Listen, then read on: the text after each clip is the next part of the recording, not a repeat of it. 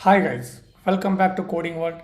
We are going to see DynamoDB Spring Microservices. So in this tutorial, I am going to explain what is DynamoDB, how it works, its features, and then in the end, we are going to do the demo of DynamoDB using a Spring Boot microservice. So where we are using a Java Spring Boot as our programming language and DynamoDB as our data source. And to create DynamoDB on our local machine, we are going to use a Docker. So let's get started. So first we will see about benefits of DynamoDB. DynamoDB is Amazon NoSQL database, which is fully managed by the Amazon, and which gives for these five benefits over NoSQL over SQL database. Okay, so first one is the scalability and performance. So we will see in detail about scalability and performance. Like when DynamoDB highly scalable NoSQL database, as your speed or as your request to DynamoDB increase, it will add the more servers, and as the request decreases, it will remove the extra servers from your DynamoDB cluster. So that's why it is a highly scalable. Second thing is a performance. Performance. If we are want to talk about performance, DynamoDB provide performance because it's not having a continuous connection pool between your application and database. Instead of that, it will provide a HTTP support. Using HTTP request, you call to the DynamoDB from your application. So due to that, its performance is a high. Second thing is a cross region replication. So DynamoDB provide a cross region replication is a faster. So you have some data on your one region and same data you want on other region. You can use a cross replication on Amazon DynamoDB, and which you seamlessly copy all your data from your one region to your another region, and which is more important in our applications such like Disney, Hotstar, and Amazon. Okay, so third one is a TTL, time to live. So in this we will give a TTL. In this we are giving a TTL to our data. So we are setting some time limit to our data. Once that time limit get exceed, all our data will be automatically deleted from your DynamoDB, which is a good to avoid extra overload on our DynamoDB. Fourth one is a fine-grained access control. So here we are not providing data access to only data table, not only data table, but also we are providing on attribute level also. So we are provide, and that can be handled by Amazon IAM role. So in that we will provide that which user can access which attribute, which table, all those fine grade or granular level access control we give to our DynamoDB. Fifth one is a stream. So we can use a stream in our DynamoDB, so you can access a post and after process the data. So these are the benefits which we get on a Dynamo or the over our other NoSQL database. So let's see the some major component in our DynamoDB, which is table, item, and attribute. Table is the same as our SQL database, where relational database, and the item belongs to like in our RDBMS we have a row, same like we have a item in our Dynamo NoSQL database. There we have columns, here we have a attribute. So if we see from 100 feet, DynamoDB is a NoSQL database which is work like a key value database. So where we provide our key and a sorting key. So here we have two major keys like a partition keys. One will be your primary key, which will be a partition key, and the second will be a sort key. So that all these is a theoretical, but we will see in a detail on your demo. Okay, so this is it for a DynamoDB theoretically. Let's jump to our demo where we are going to see DynamoDB concept in a detail. In demo, what we are going to do, we are going to create a one microservice using a Spring Boot. Second, we are using DynamoDB as our data source, and to create a data source we are installing Docker, and on Docker we are running the DynamoDB image and creating a DynamoDB data source. Okay, so let's start with the first steps. We will create a microservice. Okay, so let's start by creating a Spring Boot project from Spring Initializer. So I'm using a Maven project, language is a Java, and Spring Boot's version as a 2.6.2. Okay, and let's fill this information first. com.codingworld dynamo. Okay, so I'm using a jar packaging, and in my system I have installed a Java 11, so I'm using a Java. In your case you can use 8 or 17. And we are creating a microservice, so I'm adding a web as a Spring Boot dependency, yeah, and which will be used for creating a controllers for your microservice. And then if you click on generate, it will automatically give you a zip file with this all configuration. I have already did this. Let's import this project into in your IDE. In my case it is IntelliJ. Okay, so I have imported DynamoDB, my Spring Boot microservice project, into our IDE. In my case it is IntelliJ, and apart from this we need some extra dependencies to support the DynamoDB, and which are, like, if you see in POM, I have imported these two dependencies. One is Amazon AWS, where AWS Java SDK DynamoDB, and the Spring Data DynamoDB. These two dependencies add into your pom.xml. Okay, now post this you have to run maven clean install and build your project. Okay, project has been built successfully. Now we need to change our application.yml. In my case I am using a YML because it's more intuitive than .properties. Okay, in application.yml you have to tell that on which port your microservice is running. In my case it is 9500. Okay, and for my microservice I am giving this name as a Spring Boot AWS DynamoDB. These properties are important when you are doing a local setup of your DynamoDB. In my case I am running a local image of DynamoDB on 800, so that's why I am mentioning DynamoDB endpoint as a local host 800 and secret and key as per given. Okay, so this is not that much important when you are running this in local, but it is important when you are deploying your application on production. So these are configurable, so in future if you want to change, you can change this with your production configuration. Okay, so from this we get to know that we need DynamoDB on our local. So our next step will be creating a DynamoDB on your local. So to set up the Docker on your local, you have to be install a Docker in your system. In my case I have installed Docker in my local machine. So we are not going to show how to install the Docker on Mac, but this is not a scope of our tutorial. So I hope you have installed a Docker on your local. Then you have to do these two commands we need to run. Okay, docker pull amazon /dynamodb /local. Okay, so when you run this, which I have already did, docker pull, this is for pulling a Docker image of DynamoDB on your local. I have did that.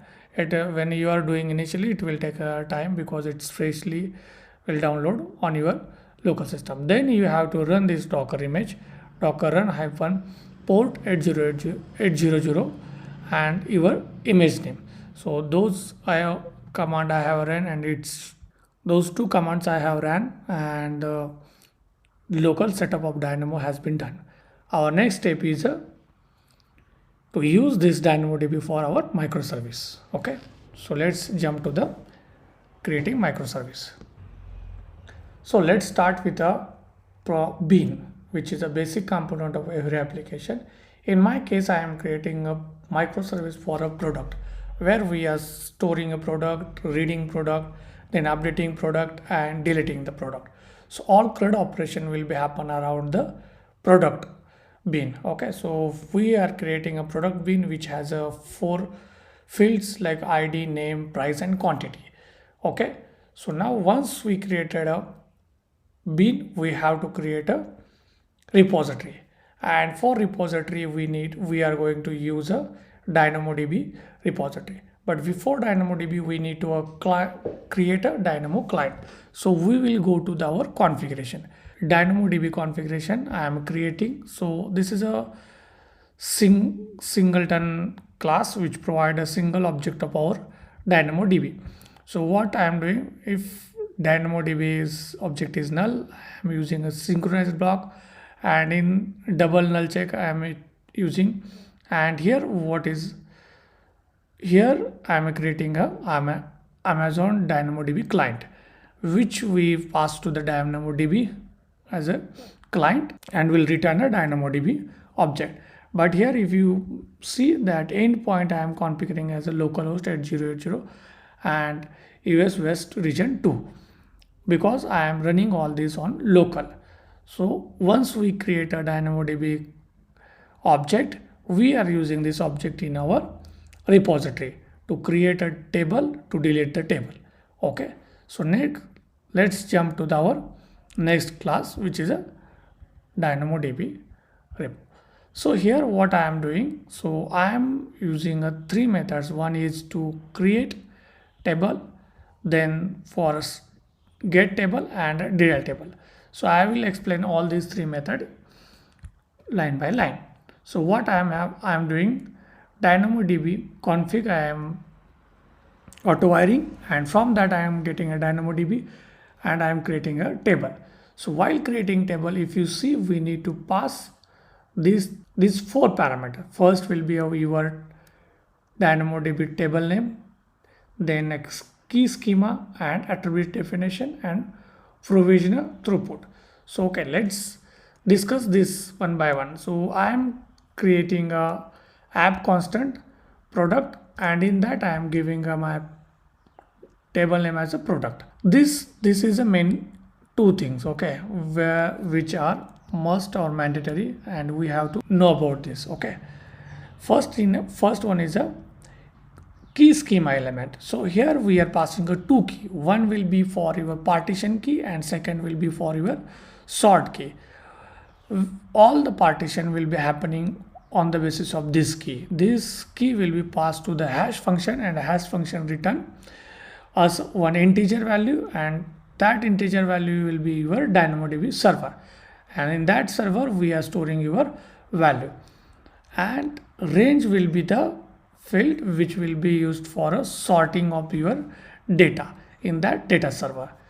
Then your schema will tell that how many mandatory field we have to be in your NoSQL table, which is in my case I am using a ID and name.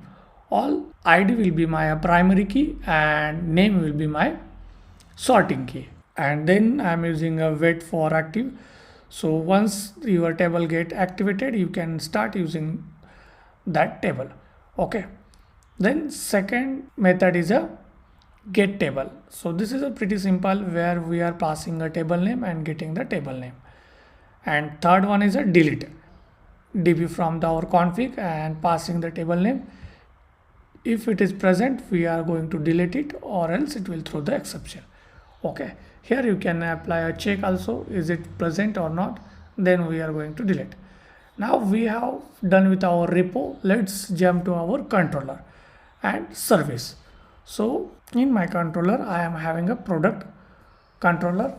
So let's start with a basic controller, which is a save product. So this is a post mapping, and here I am passing up my product in a request body. So and this is a product, this is a save method, then I have a get product method, then I have delete product method, which is a for a delete, and then update.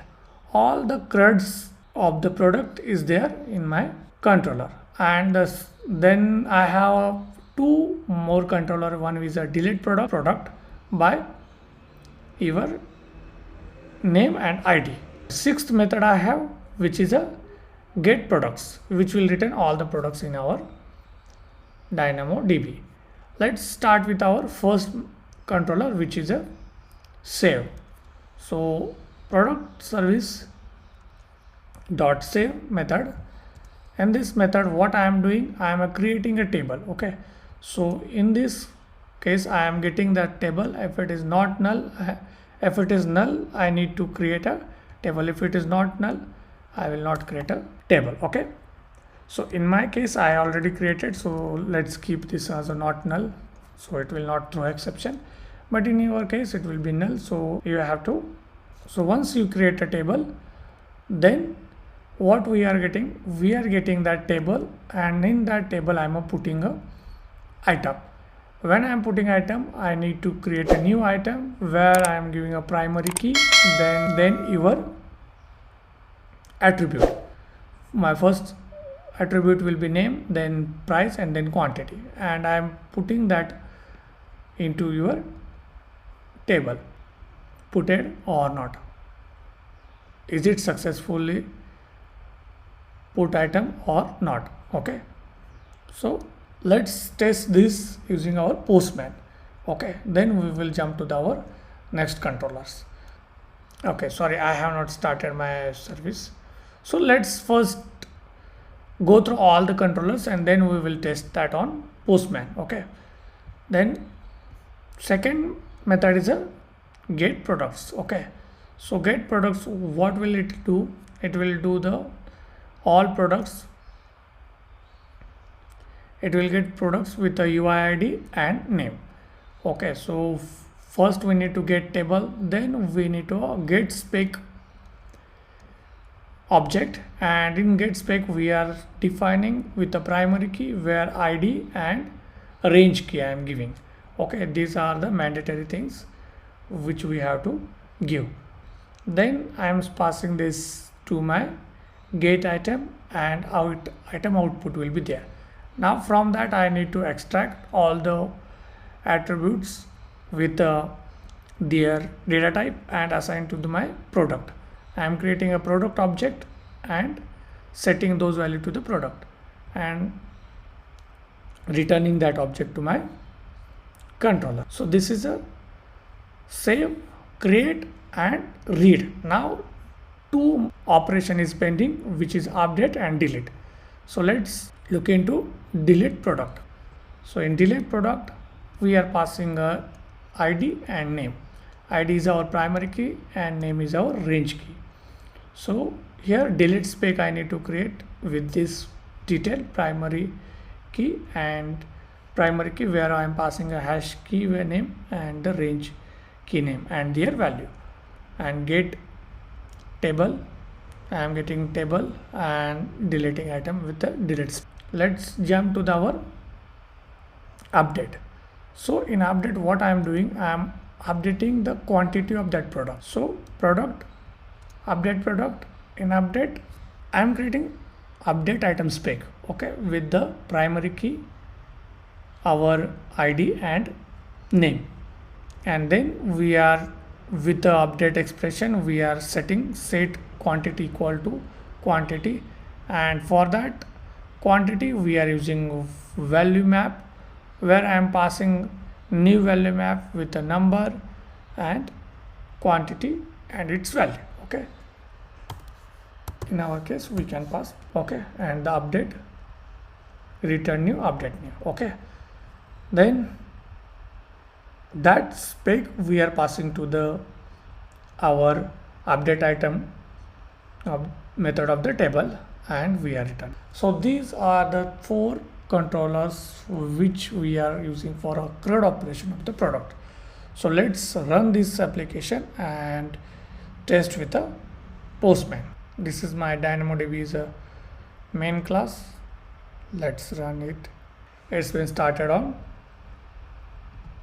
955. So let's start with the basic, which is a save product, product to price and quantity. So if I hit, it's returning 200, means it is saving to database. Okay, so while saving, I am creating ID from UI ID and setting to that item. So let's get that product with the given ID.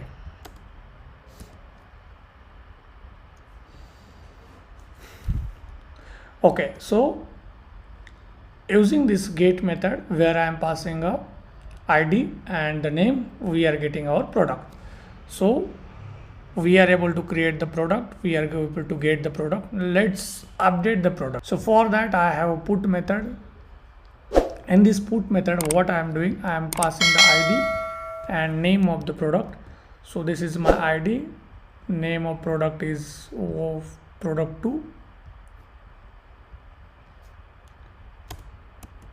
and we will make a quantity as a 30. Okay, so let's send this and it is returning 200. That means it's success. Okay, so let's hit same URL and check quantity should be changed. Okay, yeah, it's changed. So we are able to update our item successfully. Now let's use a delete method and check it's working or not. So in delete, so instead of table we are using a delete item.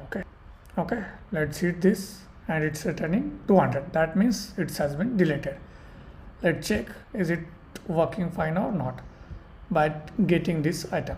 Okay, so we are getting a null, empty. That means that item has been successfully deleted. So this is it, guys. From using a Spring Boot, we are able to do the CRUD operation on our product, which we have stored in our DynamoDB. And you can enhance this application by adding your other scenarios or other use cases and use for your project. I have uploaded this into my GitHub repository, and that link is given in our video description. You can go and pull that and check. Okay, so if you like such type of video, please do and like my videos and subscribe my channel. Thank you. Happy coding.